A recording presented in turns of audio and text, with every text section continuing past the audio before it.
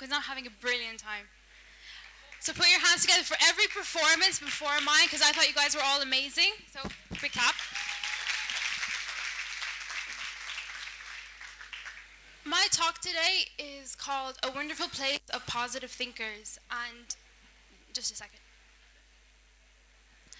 I realized afterwards, today, where we're living, it's not actually a place of positive thinkers. It's a dream, not a reality. So hopefully by the end of this talk, you guys will share that same dream that I have. Okay. So the theme for this year is yes. The youth can be the change, or you specifically can be the change. But have you asked yourself, what is it exactly that we want to change? In other words, what is holding us back as a nation? Why is it that Sudan, today in the 21st century, still remains a developing country? The answer to it is it the increasing inflation rates in the country? Is it the lack of proper health systems, the lack of education systems? Is it the water shortages or the electricity cuts? And I've asked myself this question for a long time now, and I realized that the answer is much simpler but a lot harder to solve, because the answer is negative thinking.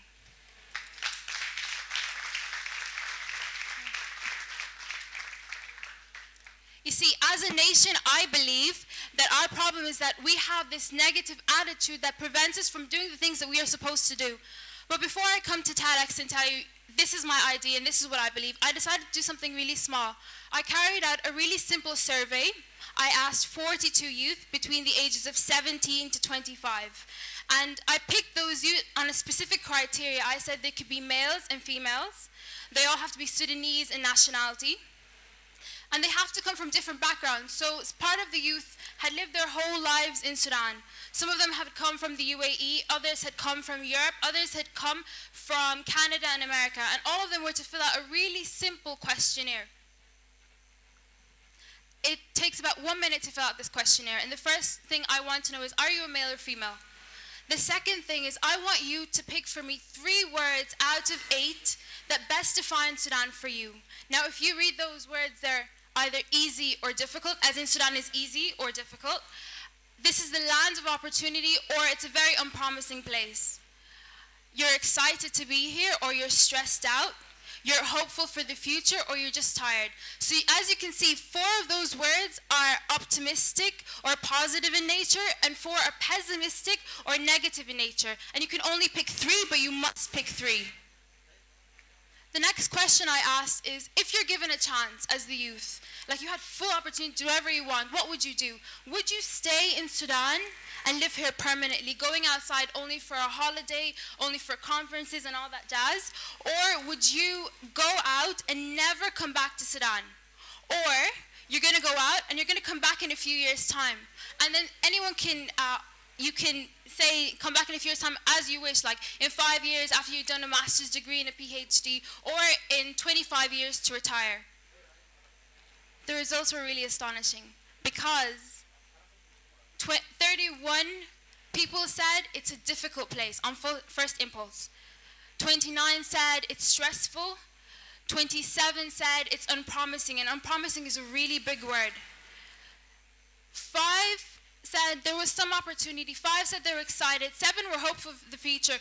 Only 1 person said it was easy, and the rest were just tired.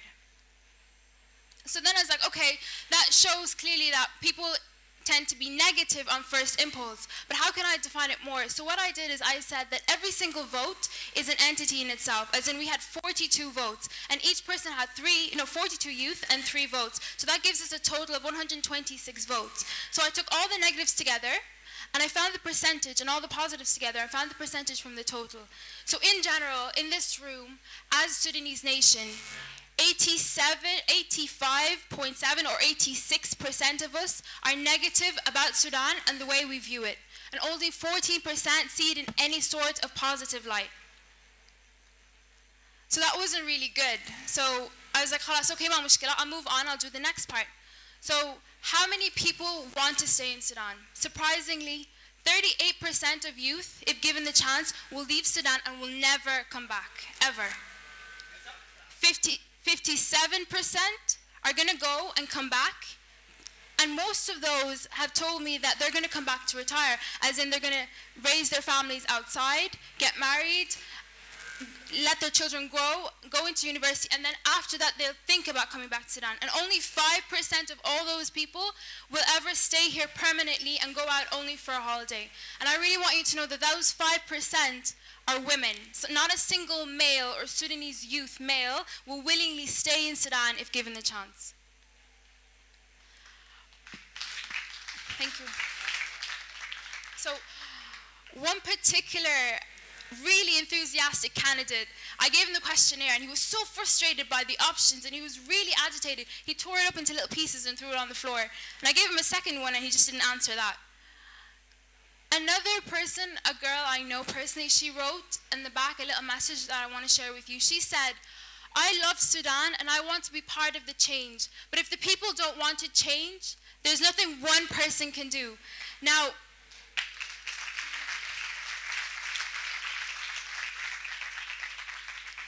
this short message almost broke my heart, because that same girl has been Ult Dufa, or first in her class, for 4 consecutive years. Wherever she goes, she is going to be top in her field in medicine, and she's going to bring a lot to that country. So it's a real pity that that particular girl thinks this about our country. Do you think it's a problem? I think it's a problem. But why is it a problem? Why will this indicate a negative future? One simple word: neuroplasticity. Now, I'm a medical student, so I tend to study the brain and whatnot. I'll take you back to in 1890 when one man, Thomas James, he was studying the brain in a field called neuroscience.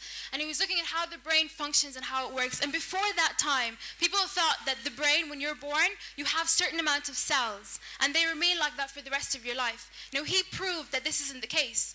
Actually, the brain is ever-changing and it's dynamic. So your cells are not hardwired in the very start when you're born.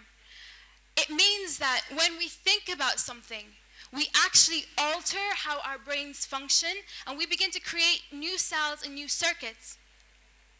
Does that apply to us? Yes, it does. Because you see, if we think positively about something, as in I wake up tomorrow morning, I'm like, okay, it's a brilliant day, even if it's not, but I say it to myself. It's a brilliant day, and I get up and I go and I walk out and I'm smiling and I laugh with the first person and I laugh with the second person. What I'm actually doing for myself is I'm building circuits in my brain, and those circuits are actually positive. So cell by cell by cell, I get a positive circuit. And it means that I become a positive person and I have an aura of positivity around me, and I'm optimistic for the future. It means that when I see a really small window of opportunity really far away, I go for it. And it's a window, but that window becomes a door and it opens a better life for myself. Now,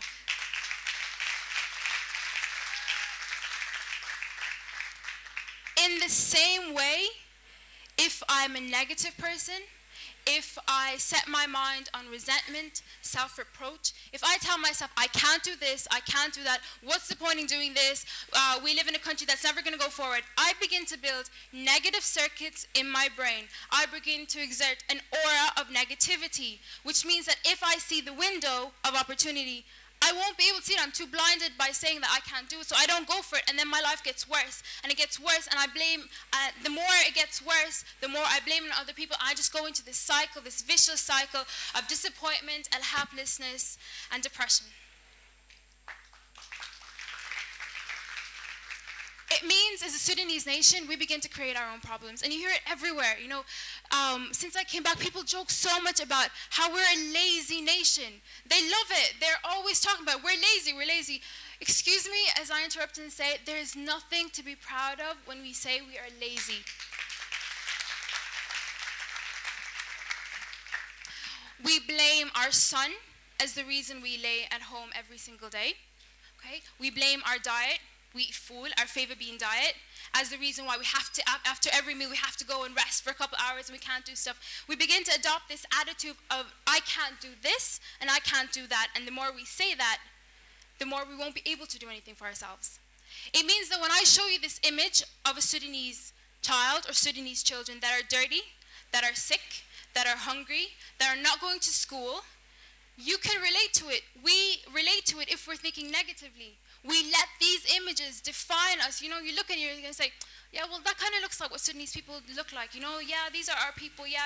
We don't actually give ourselves the chance to repel it and say, I don't want this to represent our Sudanese children. No, in fact, we allow it to become who we are. It means that when I give a questionnaire to youth living in Sudan, some cheeky person is going to write at the very end, leave and never come back, and then he's going to ask you, come back to what? You know, this is their first impulse.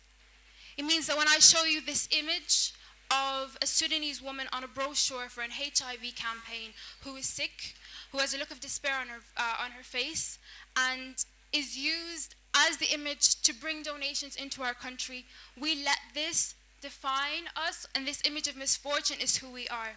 Now, I've worked in NGOs for about 2 years now, almost 2 years, and I know the dedication that people from outside the country have, and they come here and they are so enthusiastic for the future. They really want to lift our people outside and off the poverty line.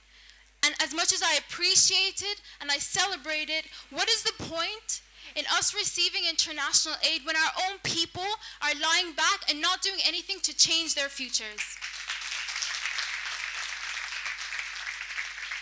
You know, one thing that I came across, and I think a lot of girls are going to relate to, is that you're walking down the street, minding your own business, you know, and it's early morning, and then suddenly you see this group of guys lying sitting in the corner, and they're all huddled together, and they're drinking their sweet mint tea, and they're laughing. You're like, oh my God, no, why? So then you have to walk really quickly, and you pass them, and then you come back again in a couple of hours, say at the end of the day, and they're still there. They're still drinking their sweet mint tea. They're still making the same jokes. Where those same guys are youth our age, they're in their 20s, 25, 26, 27. Though they are graduates from university. They went to university for 3 years for diplomas, or 4 years and 5 years for bachelor's degree. But what they do is they take these degrees and they hang it on the wall. And they keep the certificates over there. And then at the same time, they wait for that emergency aid to come into the country as if it's our given right to be given aid, as if hardship is a concrete part of our lives and poverty is genetically predetermined. What can we do? No. To those 38% of people who never want to come back to Sudan, and those 57% who will come back to retire, 5% cannot build a country, and 5% cannot build a nation.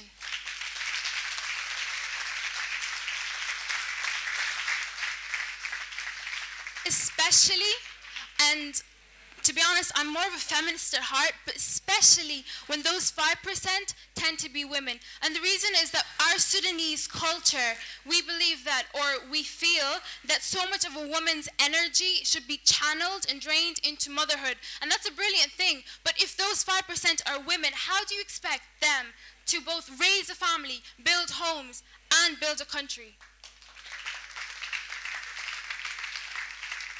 So, ladies and gentlemen of the jury, I'm here to say that Rome wasn't built in a day. Neither was any great empire or ancient kingdom or world superpower. But what they had was dedication and a lot of hard work, and most importantly, positive thinking, because positive thinking gives you a very strong sense of self and who you are and what you can achieve for the future. We need change. We need to start thinking positively. We need to start appreciating our culture. We need to replace those images with more beautiful ones from our own photographers, from our own Sudanese photographers. And I really want you to put your hands together for Ala Khair, who is our photographer today. I want you to look at this image and see a beautiful sun, not heat, but a glorious sun that people around the world would wish and die for. We have desert plains that have seen the passing of time. We have land that, if irrigated, will not only be able to feed our own people, but perhaps the rest of Africa.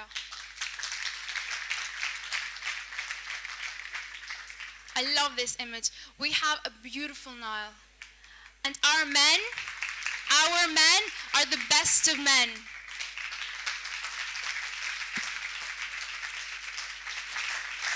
and our children, the most beautiful children. So I'm going to leave you here today, and hopefully we can start that positive thinking. And I wrote a little poem on behalf of all of Sudan for the rest of the world. And it says, paint us with the rich hues of a wondrous summer day. Let us run on clouds lined by silver trails. Watch as we rise to the greatest of heights. Rise, we rise to the epic callings of this day. Thank you.